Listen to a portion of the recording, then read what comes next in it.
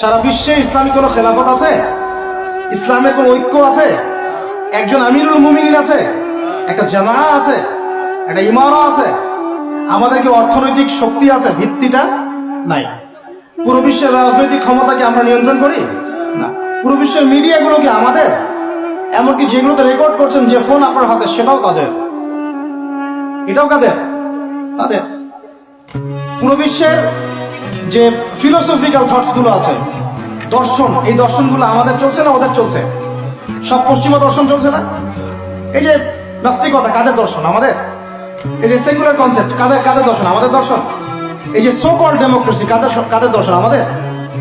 এই যে ন্যাশনালিজমে আমরা ভুগছি, সবাই জাতি জাতি চিন্তা করি, মানে ওই একটা মুসলমান লাগে না। কেন লাগে না? অত ইয়েমেনি, আমি তো বাংলাদেশ। গোত্রীয় বিভাজনটা আমরা করেছি ন্যাশনালিজমের মাধ্যমে, এতে করে ইউনিটিটা নষ্ট হয়ে গেছে।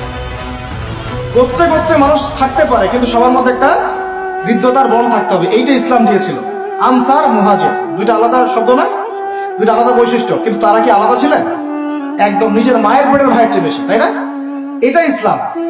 আর আমরা যদি বলি আনসার এক গ্রুপ, মুহাজির আরেক গ্রুপ, আনসারকে মারলে আমার কি, আমি তো মুহাজির, মুহাজিরকে মারলে আমার কি, আমি তো আনসার, এই কনসেপ্টটা হচ্ছে একটা ন্যাশনালিজম কনসেপ্ট।